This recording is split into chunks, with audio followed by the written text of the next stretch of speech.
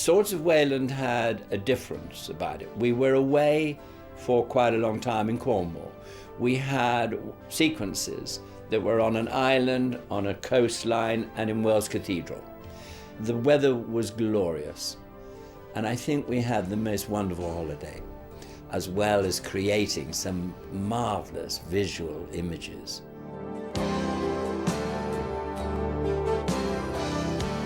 When I first got the scripts from Kip Carpenter, there is a mystical side to Kip.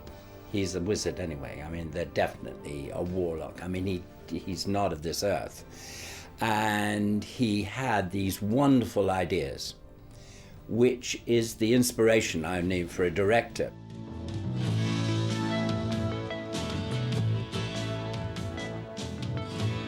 There were two things about the visual side of it. One is that Kip would write it and make it so that your imagination took off.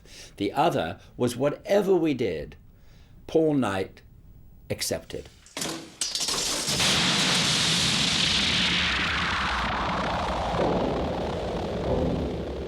There was never the iron hand of a producer saying, artistically, you can't do that. Anything, he would say, it's off the wall, go for it.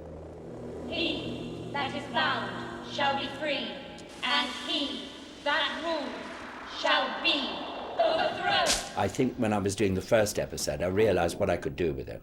By the time I got to Swords of Wayland, which was the second one, I had a wonderful ball. I mean, there was one time where she's running through the sea, and we put a grad underneath the sea so that as the water came up, it all went red, and it looked as if it was blood. The devils that we created in Swords of Wayland, when they arrive and they come down off the cliff top, and then they arrive down because they go on to the tops of the village houses and arrive. And when I was in Kenya, there is the Giriama, a tribe in Kenya, and what they do is that they dance. They have feathers that they take out here. So they're dancing, and then as they bend down, their arms come up, and it's a sea of feathers. And I thought that would be amazing to do that. That as you're riding along, and you have out here a stick which has its own wings, as it were, and all you do is you bend forward, lift your wings, and you change the whole perspective of the rider. Also, you have two faces. So you have one face, and the other face is here, masked, and then as you bend down and turn that, changes everything again. So all the time we had the most wonderful ideas we could use. A man opening the doors, yet as he stood there, because the light came, it looked like a cross.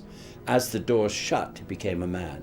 The candle wax. You know, we did the reverse, the candle, the figurine comes out of the wax.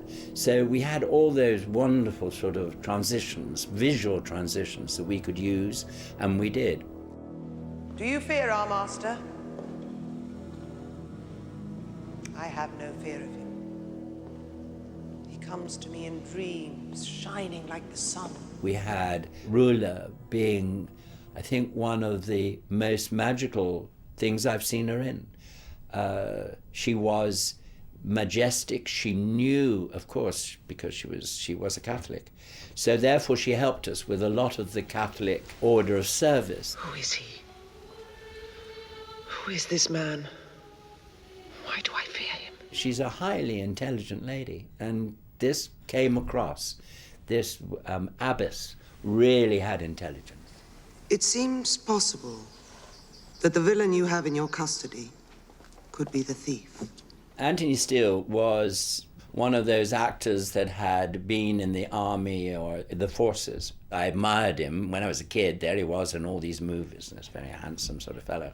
And immediately liked the idea of bringing him on and using him. You wouldn't believe me. No, I don't suppose I would. You see, I've dealt with villains like you before. They're never content with ordinary lies. Ordinary lies would make them ordinary villains. And they're so stuffed with conceit, they believe themselves beyond ordinary justice. The youth looking at it, won't realize that he was actually such a star in his youth.